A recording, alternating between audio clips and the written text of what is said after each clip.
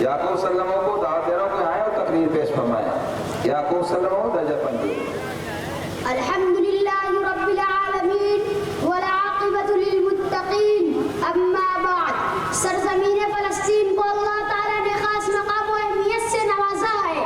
حضرت انبیاء کرام علیہ السلام کی وہاں پہ تت و تشریف آوری نے اس سرزمین کو مزید جاذب نظر، خوشنما اور پرکشش بنا دیا ہے، اور ان کی توجہات میں ان کی رفاقت کو چار چاند لگا دیے، کیونکہ حضرت انبیاء علیہ السلام کی شخصیت مخزن خیر اور منبع برکات ہوتی ہے.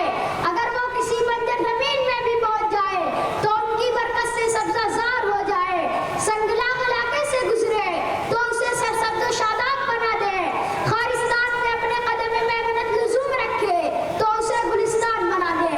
بر زمینے کے نشان کپے پائے تو بوت، بر زمینے کے نشانے کپے پائے تو بوت، تا ابد سجدہ کہے اہل نظر خواہد قوت. اس میں کوئی دو راہ نہیں کہ حسن المکان بالمکین، یعنی مکان کا حسن مکین سے ہے.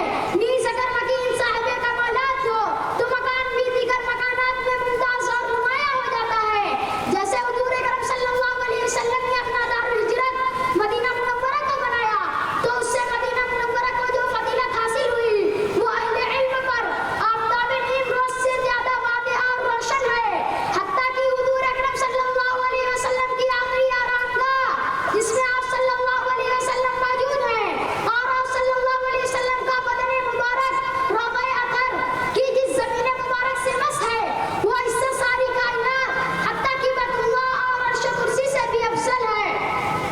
مولانا خلیل احمد صحابت بیٹھی ہوئی رحمۃ اللہ علیہ المہند میں فرماتے ہیں فَإِنَّ الْبُقَاةَ الشَّرِيفَةَ وَالرُّكْبَةَ الْمُنِيبَةَ الَّتِي ضَمَّتْ أَعْضَاؤُهُ أَفْضَلُ مُطْلَقًا حَتَّى مِنَ الْكَعْبَةِ وَمِنَ الْعَرْشِ وَالْكُرْسِيِّ كَمَا صَرَحَ بِهِ فُقَهَاؤُنَا رَضِيَ اللَّهُ عَنْهُ.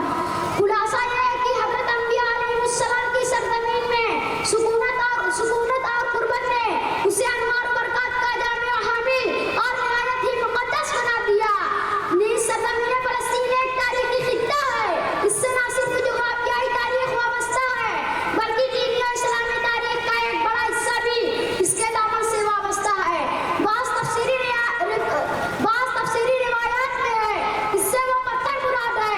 جب آپ صلی اللہ علیہ وسلم بیت المقدس تشریف لے گئے تھے تو آپ صلی اللہ علیہ تو حضرت جبرائیل علیہ السلام نے براق کی رسی اسی پتھر سے باندھی تھی.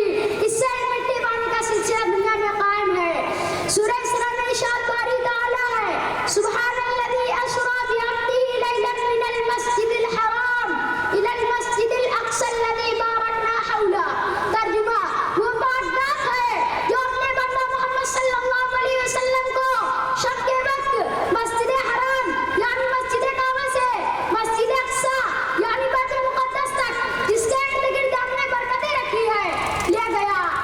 قبلہ ہجرت سفر جب سفر معراج پر حضور صلی اللہ علیہ وسلم تشریف لے گئے تو سفر کے آغاز اور سفر کی انتہا میں آپ صلی اللہ علیہ وسلم کو بیت المقدس فلسطین سے گزارا گیا.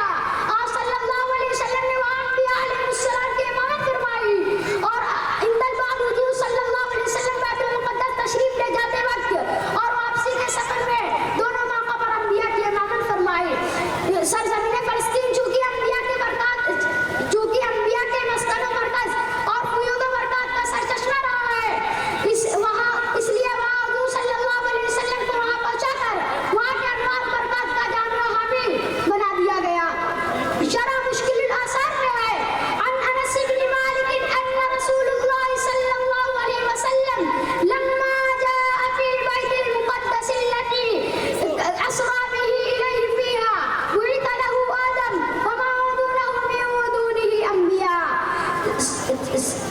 سرزمین فلسطین چونکہ تمام سابقہ انبیاء علیہ السلام کا قبلہ رہا ہے اور آدم علیہ السلام میں بھی مسلمانوں کا وہی قبلہ تھا، پھر بحکم خداوندی ہمیشہ کے لیے بیت اللہ کو قبلہ مقرر کر دیا گیا. حصول ثواب کی نیت سے صرف 3 مساجد کی طرف سفر کی اجازت ہے اور باقی ساری مسجدیں چونکہ نفسی ثواب میں یکساں ہیں ان کے لیے سفر کی نیت کرنا بے سود ہے. احادیث میں ہے عن ابی ہریرہ عن النبی صلی اللہ علیہ وسلم قال لا تشد الرحال الى 3 المسجد الحرام ومسجد الرسول